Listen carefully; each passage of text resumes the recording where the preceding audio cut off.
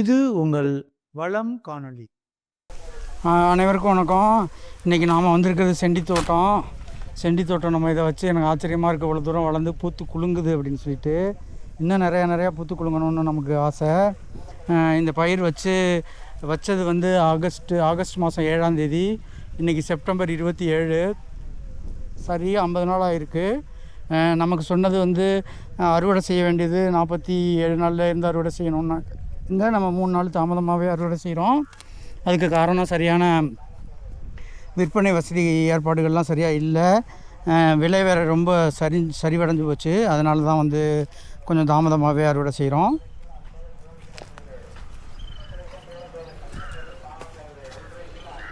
இந்த பாருங்கள், இதில் வந்து ஒரு பூவோட அளவு எவ்வளோன்னு சொல்லி பார்ப்போம். இப்போ தான் சொன்னேன் 50 நாள் பயிருன்னு சொல்லி. எப்படி பூத்துருக்குன்னு பாருங்கள்.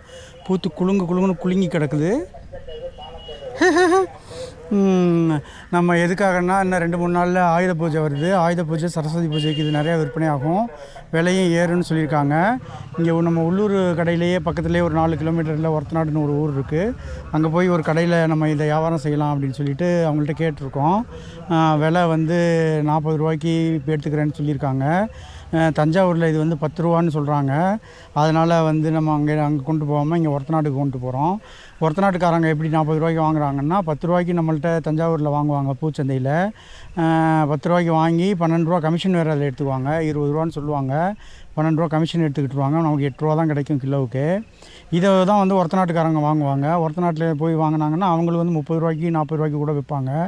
அதனால் வந்து ஒரத்தநாட்டு பூ கடைக்காரங்கெல்லாம் நம்மள்ட்ட நேரடியாக வாங்குறதுக்கு ஆர்வமாக இருக்காங்க. அவங்கள்ட்ட ஏற்கனவே பேசி வச்சுருக்கோம். இருந்தாலும் ஆயுத பூஜை நேரங்களில் வந்து அவங்க வந்து 40 ரூபாய்க்கு தான் எடுப்பாங்க ஒரத்தநாட்டில். அதனால் வந்து ஆயுத பூஜை நேரத்தில் 100 ரூபா, 80 ரூபா, அது மாதிரி 90 ரூபான்னு போணுச்சுன்னா கொஞ்சத்தை பறித்து தஞ்சாவூர்லேயே கொடுக்கலான்னு சொல்லி ஒரு யோசனை இருக்குது. இப்போ பாருங்கள், இந்த பூ எவ்வளோ பெருசு மலர்ந்துருக்குன்னு பார்ப்போம். இந்த பாருங்கள், மலர்ந்த பூவை உங்கள்கிட்ட காமிக்கிறேன். இதுதான் நல்ல மலர்ந்த பூவு. இந்த பாருங்கள், இந்த பூ நல்லா மலர்ந்த பூவு. இதுவும் நல்லாவே மலர்ந்த பூவு. இந்த பாருங்கள், இதுவும் மலர்ந்த பூவு. இதுவும் மலர்ந்த பூவு. இந்த பாருங்கள், இதெல்லாம் சின்ன பூவு இப்போ தான் வரப்போகுது.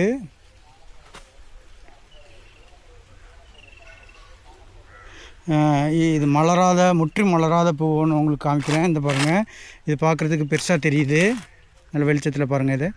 இதை பார்த்தா வெளிச்சம் தெரியுது. இந்த நடுவில் இருக்க பாருங்கள், எல்லாமே வந்து பச்சை நிறத்தில் இருக்குது. அதனால் இது வந்து சரியான விரிந்த பூ கிடையாது. இந்த பாருங்கள், இது நல்ல மலர்ந்த பூவு. இந்த இது பாருங்கள், இது வந்து நடுவில் மஞ்சள் இருக்குது, பச்சை இருக்குது பாருங்கள். அதனால் இது வந்து மலராத பூவு. ஸோ அதை பார்த்து தான் இங்கே பறிக்கிறாங்க. வாங்க இப்போ தோட்டத்தை சுற்றி பார்ப்போம். எப்படியும் ஒரு செடிக்கு வந்து 10 பூக்கிட்ட இருக்குது. சில செடிகளில் மட்டும் 3, 4, 5 அப்படின்னு இருக்குது. வந்து சராசரியாக ஒவ்வொரு செடிக்கும் 5ஆவது நமக்கு கிடைக்கும்னு நினைக்கிறேன். 3000 கன்று இருக்குது. 3000 கன்றில் 3300 கன்று இருக்குது. 3300 × 5 போட்டோம்னாக்கா 15000 பூ இருக்கும்னு நினைக்கிறேன்.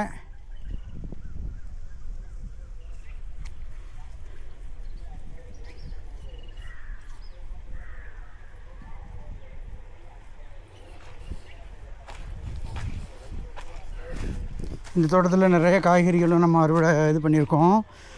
வாங்க அப்படியே போய் பார்க்கலாம். கொஞ்சம் முள்ளங்கி கொஞ்சம் ஊனி வச்சேன் ஒரு 10 நாளைக்கு முன்னாடி. அது எப்படி வந்திருக்கு என்னன்னு பார்ப்போம்.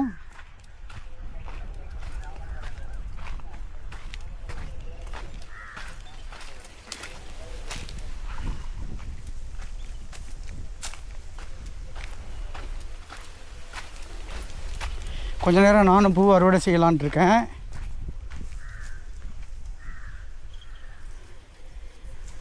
பாருங்கள், ஒரு சின்ன பாதிப்பு இருக்குதுன்னு நினைக்கிறேன். இந்த ஒரு 5-6 செடியில். இந்த செடியெல்லாம் வந்து சரியாகவும் பூக்கலை, சரியாக இலையும் வந்து அதை பார்க்குறதுக்கு வந்து இதாக தெரியலை. இந்த வடக்கு ஓரத்தில் இருக்கிற எல்லாமே காரணம் நிழலா என்னங்கிறது தெரியல.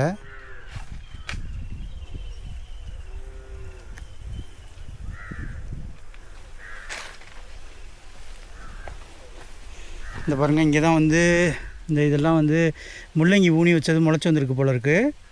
இவ்வளோ பெருசு வந்திருக்கு. இது கொஞ்சம் தண்ணி பாய்ச்சிடுவோம். தண்ணி பாய்ச்சறதுக்கு வழி இருக்கான்னு பார்ப்போம்.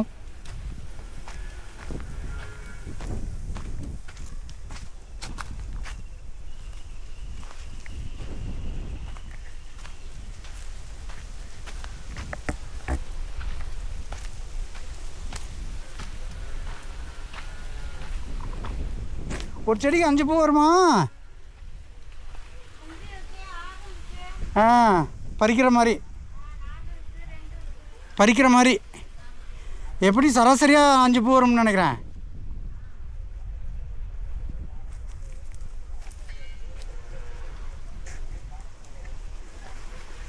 வாங்க இப்போ ஒரு வரிசையில் நான் நடந்து காமிக்கிறேன் எப்படி இருக்குன்னு.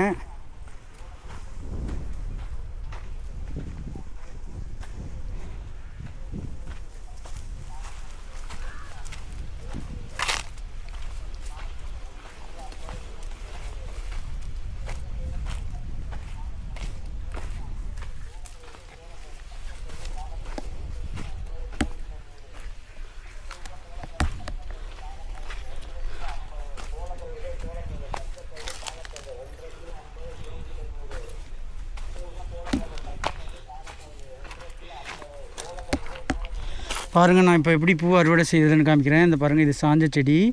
ஒரு பூ வந்து இதாகிடுச்சு. இந்த பூ இருக்குல்ல, இந்த பூவில் வந்து இந்த பாருங்கள், இந்த இலை இருக்குல்ல, இந்த இலைக்கு கீழே தான் இதாக இருக்கணும். நான் கையாலேயே இருக்கிறேன் இதை. இந்த பாருங்கள், இப்படி இருக்கணும். இந்த இலையே வரக்கூடாது.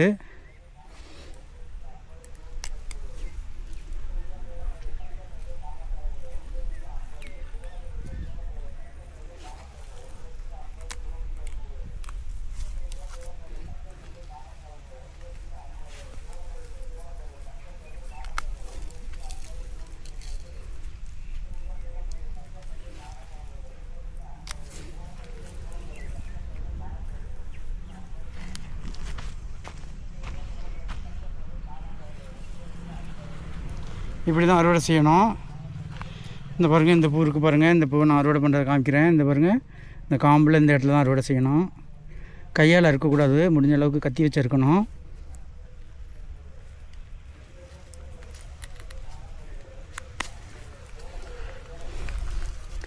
கத்தி வச்சு இருக்கிறது தான் சரியாக வரும் போல இருக்கு.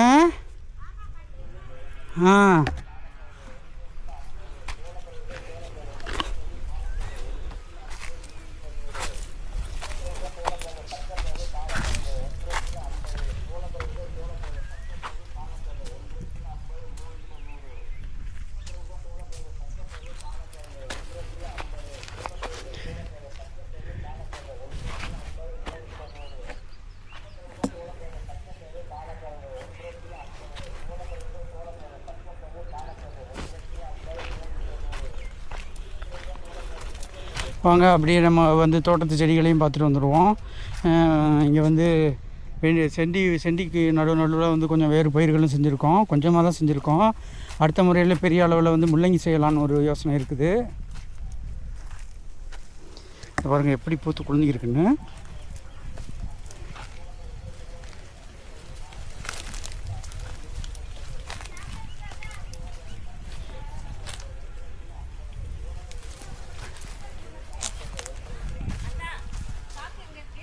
அந்த இதில் சொல்லியிருக்கு பாரு.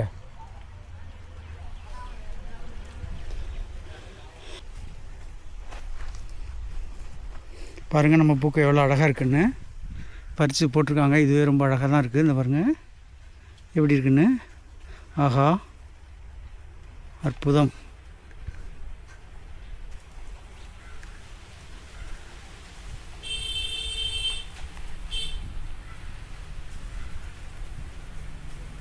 நல்ல மஞ்சள், எல்லோ, நல்ல மஞ்சள் இது.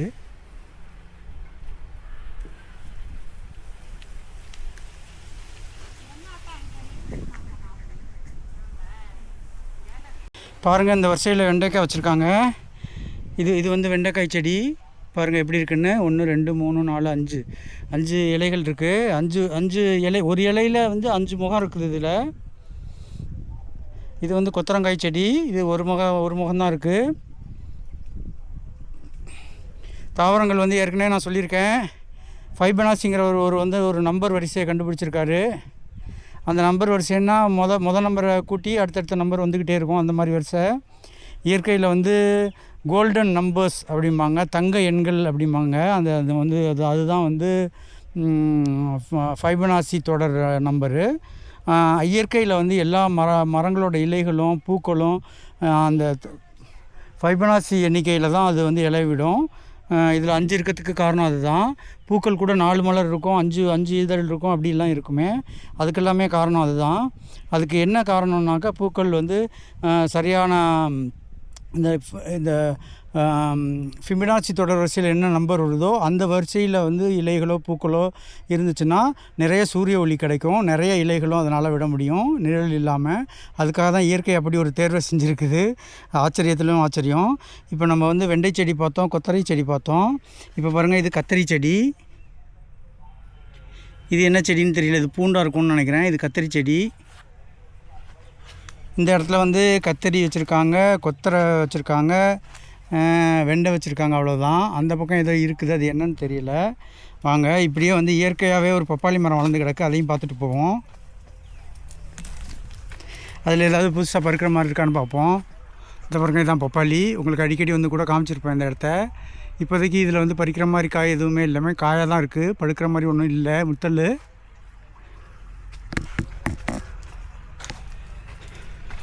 அப்படியே வாங்க, இப்படி போய் பார்க்கலாம்.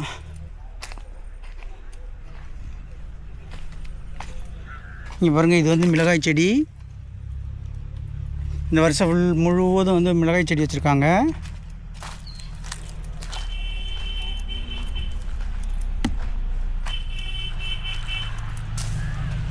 இது முழுசும் ஒரு மிளகாய் செடியாக இருக்குது, தண்ணி இல்லாமல் இருக்குது. இது வந்து ஏதோ ஒரு கொடி வகை, இது என்ன கொடின்னு தெரியல. இது வந்து அநேகமாக அந்த பாருங்கள், இது சுரக்காயாக இருக்கலாம்னு நினைக்கிறேன். இந்த பாருங்கள், 1 2 3 4 5 வந்து 5 முகங்கள் இருக்குது இதில். அந்த காலத்தில் சுரக்காயெல்லாம் வந்து போட்டு மரத்தில் ஏற்றி விட்ருவாங்க, மரத்தில் காய்ச்சி கிடக்கும் அது. இப்போ இந்த வருஷம் வந்து இந்த ஓரங்கள் எல்லாமே வந்து கொடி வகைகளை போட சொல்லியிருந்தோம். எதுக்காகனா இந்த வேலியில் ஏற்றி விடலாம் அப்படின்னு.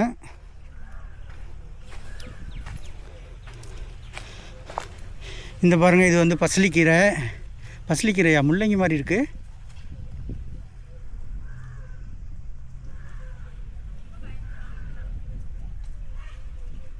பாருங்கள், முள்ளங்கி போல் இருக்குது இது.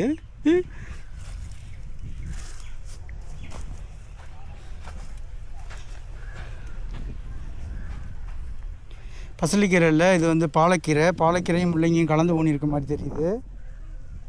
இந்த பாருங்கள், இந்த கீரை கொஞ்சம் பறிக்கையா எடுத்துகிட்டு போகலாம். கீரையை பறிச்சா எடுத்துகிட்டு போகலாமே.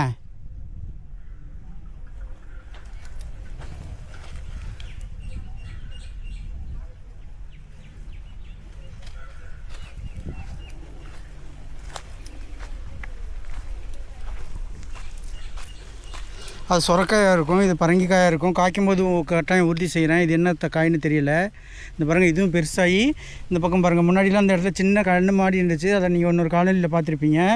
இது கொடி வந்துடுச்சு பாருங்கள். கொடி எங்கே தேடி போகுது? வேலி தேடி போகுது பாருங்கள். இது வேலி தேடி போய் வேலியில் அப்படியே ஏறிடும். இந்த பாருங்கள், அற்புதமாக இருக்குது. இந்த பாரு, இதுதான் பேர் சுனைன்னு பேர். தெரியுதா? சுனை வெள்ளை வெள்ளையாக இருக்குது பாருங்கள், சுனை. இது எதுக்காகனா பூச்சிகள்லாம் அதில் வந்து தண்டுனா அரிக்கும்னு சொல்லிட்டு போயிடும். அதோட பாதுகாப்புக்காக அந்த சுனையை வச்சுருக்கு. இதில் இந்த சுனைங்கிறது எல்லா பயிர்கள்லையுமே இருக்கும், நெல்லில் இருக்கும். அதிலெல்லாம் கண்ணு தெரியாது, ஆனால் கையை வச்சு சீரணம்னா வலிக்கும், அது இது எரியும். இதுக்கு கரும்புலையும் இருக்கும். இது வந்து பூசணியாக இருக்கும்னு நினைக்கிறேன். இந்த பாருங்கள், இது பூசணியாக இருக்கும்னு நினைக்கிறேன். இதுவும் சரியாக வேலிக்கு போகுது பாருங்கள், எங்கே போய் இதில் ஏறி இருக்குது. ஆங்கிலத்தில் அது வந்து க்ரீப்பர்ஸ் அப்படின்னு சொல்லுவாங்க. இந்த பாருங்கள், இதில் ஏறி இருக்குது பாருங்கள், சுண்டுக்கிட்டு அப்படியே கொஞ்சம் கொஞ்சமாக போயிடும். இங்கே யாரோ வந்து ஒரு மல்லியும் ரோஜாவும் எப்போயோ வச்சுருந்துருப்பாங்க போல் இருக்குது, அதுவும் வளர்ந்துருக்குது. இந்த மலர்களோட அழகையும் இந்த தோட்டத்தோட அழகையும் நீங்கள் கண்டு ரொம்ப ரசிச்சிருப்பீங்கன்னு நினைக்கிறேன். இயற்கையில் உள்ள பயிர்களையும் பச்சை பசைரண்டில் இருக்கிற வெளிகளையும் பார்த்தாலே மகிழ்ச்சி தான் மனிதனுக்கு. இது இந்த காணொளி உங்களுக்கு பிடிச்சிருந்துச்சுன்னா சப்ஸ்கிரைப் பண்ணுங்கள். உங்கள் நண்பர்களுக்கும் உறவினர்களுக்கும் இதை பகிர்ந்துக்கோங்க. உங்கள் கருத்தை தவறாமல் சொல்லிடுங்க. நீங்கள் செடி வச்சுருந்தீங்கன்னா உங்களோட அனுபவத்தில் சொல்லுங்கள், உங்கள் அனுபவத்தை சொல்லுங்கள். எங்கள் செடி இந்த அளவுக்கு வளர்ந்துருக்கு, இதை விட நல்லா வளரக்கூடிய செடிகள் இருக்கா, இதை விட நிறையா பூக்கக்கூடிய செடிகள் இருக்கான்னு சொல்லுங்கள். இந்த ரகத்துக்கு வந்து சுப்ரீம் எல்லோன்னு பேர்.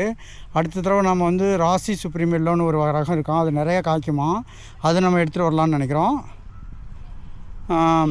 நன்றி, வணக்கம்.